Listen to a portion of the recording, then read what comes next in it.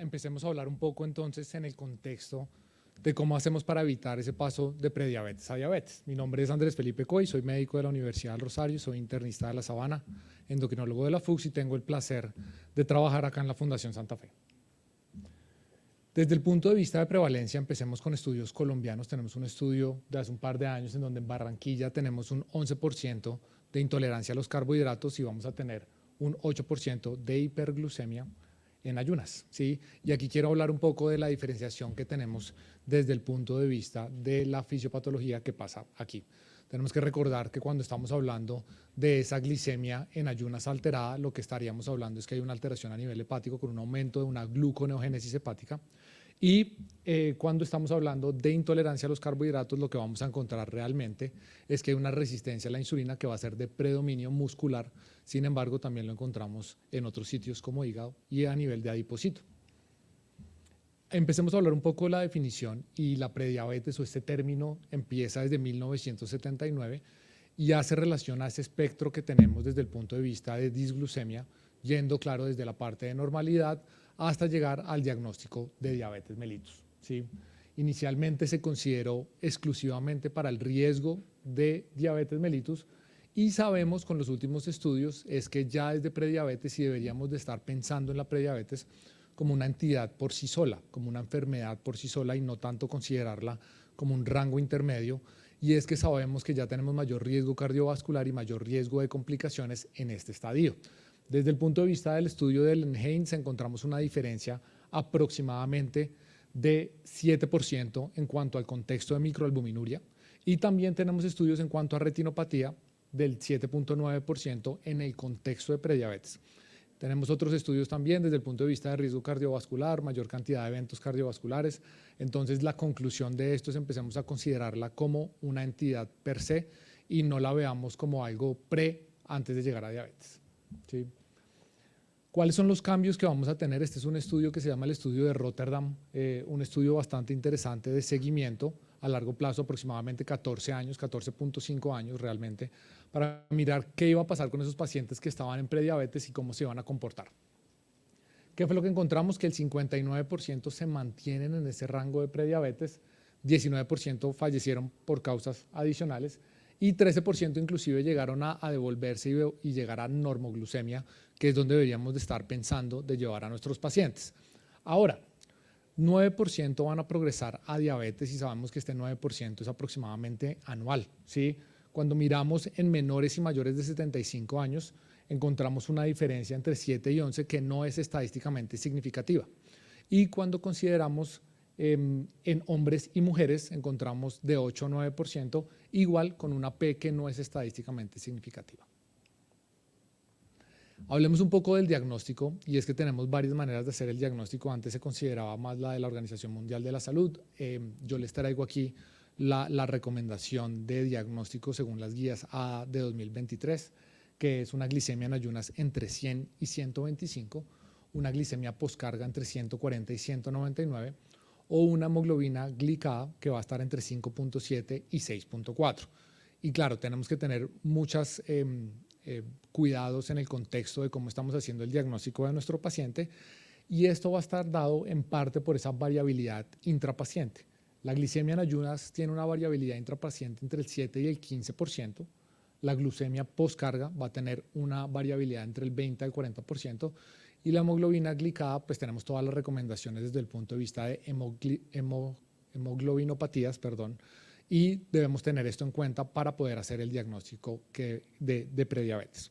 Y aquí un punto muy importante, y es que no es útil la postcarga en cuanto a alimentación, no es útil post desayuno, no es útil post comida, y lo que deberíamos de hacer, o la recomendación acá es que deberíamos de hacerlo con una postcarga de 75 gramos de glucosa anhídrida diluida en el vaso, y así es como deberíamos de llegar a este diagnóstico de prediabetes en el contexto de postcarga. Ahora hablemos un poco entonces de quiénes son las personas que tienen mayor riesgo de progresión, ¿sí? Y vamos a encontrar que el IMC es uno de los factores que ha estado más relacionado. IMC, tenemos muchas cosas para hablar de IMC. Adicionalmente, estamos yéndonos más hacia el porcentaje de grasa corporal, porque recordemos que es esa grasa visceral la que nos va a generar inflamación y la que tiene un mayor riesgo cardiovascular, pero el IMC es uno de los factores que tenemos. La edad del paciente, en este estudio, en el estudio anterior vimos que realmente no había mucha diferencia. El antecedente familiar, y sabemos que los pacientes que tienen antecedente familiar de diabetes mellitus tienen un mayor riesgo de progresión, y de esta misma manera genes como el FTO desde el punto de vista de sobrepeso y obesidad, que solo por tener el gen FTO vamos a encontrar un incremento de peso aproximadamente 2.5 kilogramos, también van a tener relación con esto. El perímetro abdominal, porque aquí estamos hablando de grasa visceral en el contexto de obesidad. Diabetes gestacional sabemos que el 50% de las mujeres tienen un 50% más riesgo las mujeres de diabetes cuando tienen un antecedente de diabetes gestacional. El síndrome de ovario poliquístico, y este es bastante interesante porque partiendo de un IMC similar entre dos mujeres en donde una no tiene ovario poliquístico y la otra tiene el diagnóstico de síndrome de ovario poliquístico, sabemos que hay mayor resistencia a la insulina teniendo el mismo IMC. Y por último, la obesidad, lo mismo que estábamos hablando, 80% de las personas con prediabetes son obesas. Y este es entonces parte de lo que les estaba hablando del estudio de Rotterdam, 10.050 participantes, seguimiento a 14.7 años, con una edad promedio de 65.3 años, 57% eran mujeres y 14% tenían prediabetes. ¿Qué fue lo que encontraron ellos acá? Que el riesgo de desarrollar prediabetes cuando partimos desde los 45 años hasta la edad máxima, que era el seguimiento que hacían ellos, 15 años, promedio de edad de 50 años, era del 48.7%. Una persona que era sana, 1 de cada 2 en el estudio desarrolló prediabetes, 74% de estas prediabetes van a progresar a diabetes en el resto de la vida. Recordemos que ese rango de 10 a 11% de riesgo de paso de prediabetes a diabetes suele ser anual y suele estar relacionado con muchos factores como lo estábamos hablando, ¿sí? El factor más relacionado en este estudio fue el IMC y la obesidad. La obesidad describen ellos que es el factor de riesgo primordial en el paso de prediabetes a diabetes, y el valor de glucosa postcarga a la hora mayor de 155 miligramos sobre decilitro es el punto de corte que ellos consideran que es el punto que tiene un valor predictivo positivo más alto en el contexto de quién va a hacer ese salto de prediabetes a diabetes. Entonces empecemos a hablar un poco de cuáles son los puntos de intervención y dónde deberíamos de estar actuando. La progresión se suele presentar especialmente por dos factores: el deterioro de la resistencia a la insulina, múltiples causas acá, y la disfunción de la célula beta. Y es que cuando encontramos nuestros pacientes con prediabetes, ya sabemos que hay una disfunción de la célula beta aproximadamente de un 50%, inclusive algunos hablan de un 80% de esa disfunción de célula beta. Y esta progresión no suele ser lineal, y es lo que ve uno con los pacientes. Los pacientes mejoran, hay pérdida de peso, después suele haber reganancia, y es en lo que uno ve que están variando estos pacientes hasta que llegan en prediabetes. Recordemos que desde prediabetes encontramos unos términos como glucotoxicidad, y esos tiempos de glucotoxicidad son los que nos van a generar después ese salto también a pasar a diabetes. ¿Cuál es el factor más importante que deberíamos de tener en cuenta en nuestro paciente con prediabetes en el contexto de prevenir ese paso a diabetes?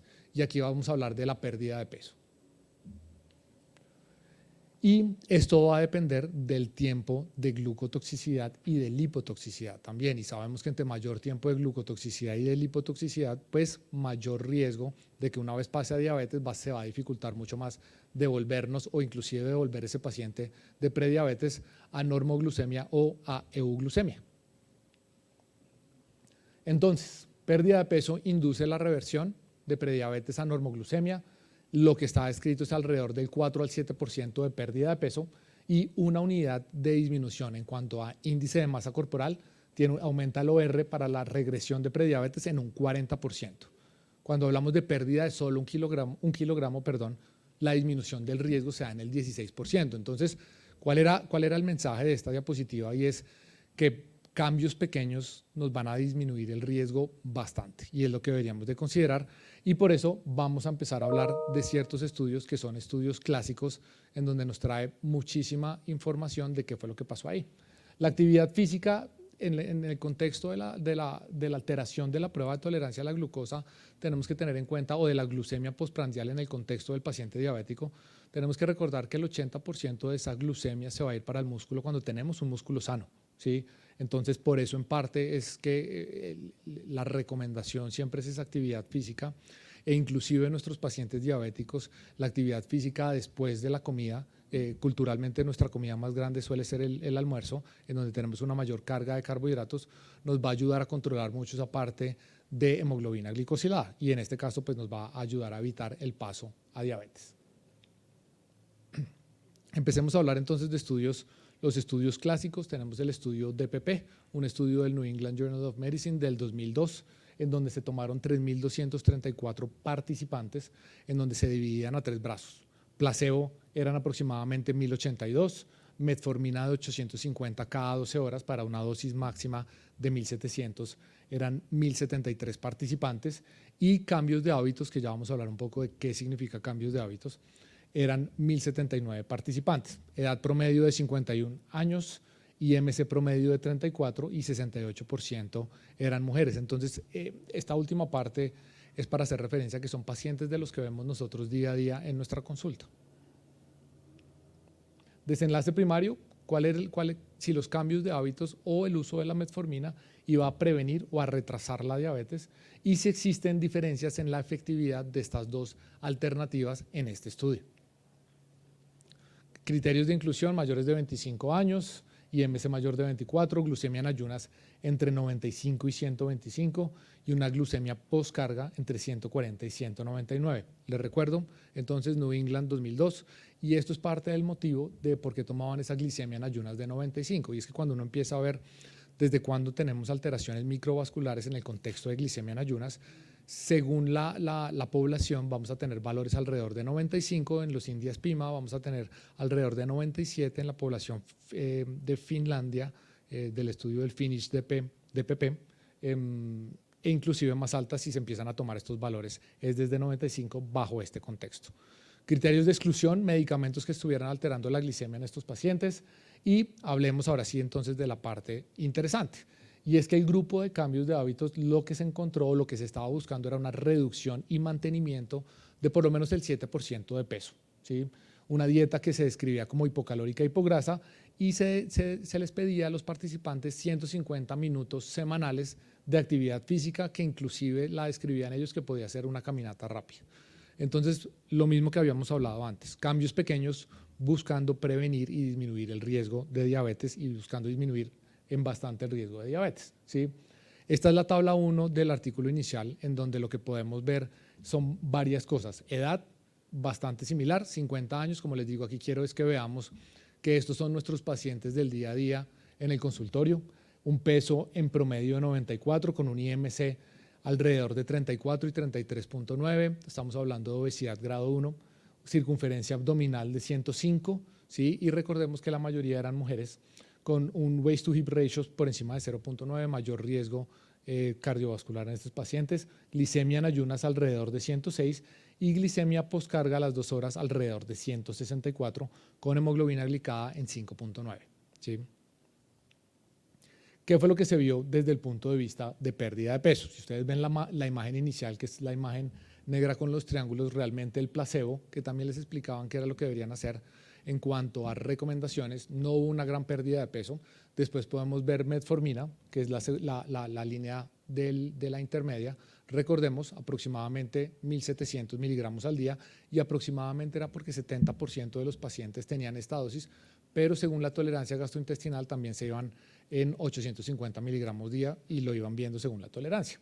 Y los cambios de hábitos de vida, entonces una dieta hipocalórica, hipograsa y una adición de ejercicio de 150 minutos de ejercicio semanal fue la que más mostró una disminución de peso, alrededor de 6.5 kilogramos, y la imagen o el eje del X estamos viendo los años, entonces una pérdida de peso bastante marcada y mucho más en el contexto cuando la comparamos con la metformina, ¿sí? Y desde el punto de vista de incidencia de diabetes, ¿cómo se comportó esto? ¿Sí? El placebo pues es el que tiene una mayor incidencia de diabetes, ¿sí? La metformina está en el rango intermedio, y lo interesante acá es que los cambios de hábitos fue la que tuvo una menor incidencia de diabetes, ¿sí? En este estudio, entonces, el número necesario a tratar para 3 años para prevenir un caso de diabetes fue de 6.9 personas en el contexto de cambios de hábitos, y 13.9 con metformina. Números bastante pequeños y bastante interesantes para prevenir un caso de diabetes en tan solo 3 años. ¿Sí? La reducción de incidencia de diabetes fue del 58% en el brazo de los hábitos y la reducción de incidencia de diabetes fue del 31% en el contexto de la metformina. ¿Sí?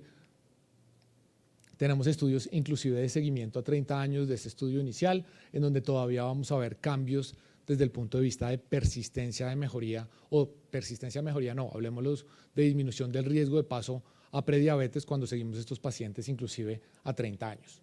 El otro estudio, que es muy similar, es el estudio chino, el DPP Study, es un estudio también del 2002 con una actualización del 2008, que es la que les traigo acá, que es también determinar riesgo de diabetes, riesgo de complicaciones micro y macrovasculares y mortalidad con un desenlace primario de incidencia de diabetes mellitus, enfermedad cardiovascular y mortalidad. ¿Sí? La dieta aquí ellos la dividían en dos. Si el paciente tenía un IMC menor de 25, le decían incremente vegetales y vamos a restringir azúcares simples y vamos a restringir alcohol. Y si el IMC era mayor de 25, lo que ellos buscaban era una reducción de 1 kilogramo por mes, buscando llegar a un IMC de 23, y les daban unos listados de alimentos en donde se preferían toda la parte de vegetales y se limitaba mucho también la parte de azúcares simples o de carbohidratos simples. Y el ejercicio, esto es bastante interesante porque ellos hablan acá de una unidad de ejercicio, que esto nunca lo había visto yo en artículos. Y estas son las unidades de ejercicio. Entonces decían, si usted tiene menos de 50 años y puede hacer 2 unidades de ejercicio, apúntele a hacer 2 unidades de ejercicio. ¿Sí? Si no hay antecedente de enfermedad cardiovascular y si no hay antecedente de artrosis, apúntele a hacer 2 unidades de ejercicio. Si hay más de 50 años, trate de hacer una unidad de ejercicio más de lo que venía haciendo. Pero entonces es muy interesante porque miren las unidades de ejercicio y ellos las dividen en leve, moderada, extenuante y muy extenuante. ¿Sí? Y de esa misma manera le van a dar la cantidad de tiempo. Si miramos leve, entonces estaríamos hablando de 30 minutos de una caminata lenta. ¿Sí? Moderada era de intensidad moderada, perdón, iban a ser 20 minutos de una caminada rápida, de hacer bicicleta o de bailar. ¿Sí? Extenuante iban a ser tan solo 10 minutos al día de un trote lento, de bailar para los adultos mayores y de jugar voleibol o de jugar ping pong. Y cuando miramos muy extenuante, que iban a ser solo 5 minutos, tenemos que saltar lazo, natación y jugar básquetbol. Entonces, esa unidad de ejercicio, volviendo al tema clave de la presentación, no son cambios grandes para prevenir ese paso de prediabetes a diabetes e inclusive devolvernos en el contexto de prediabetes a normoglucemia. ¿Sí? ¿Qué fue lo que se encontró en la tasa promedio de diabetes después de 6 años? Aquí ellos ingresan todo, digamos que desde el punto de vista de dieta y ejercicio, sabiendo que la dieta se comportaba un poco diferente según el IMC, como lo estábamos viendo, y los ponen a todos. Y claro, uno ve la tendencia de que el control tiene una tasa promedio mucho más alta cuando la comparamos con alimentación.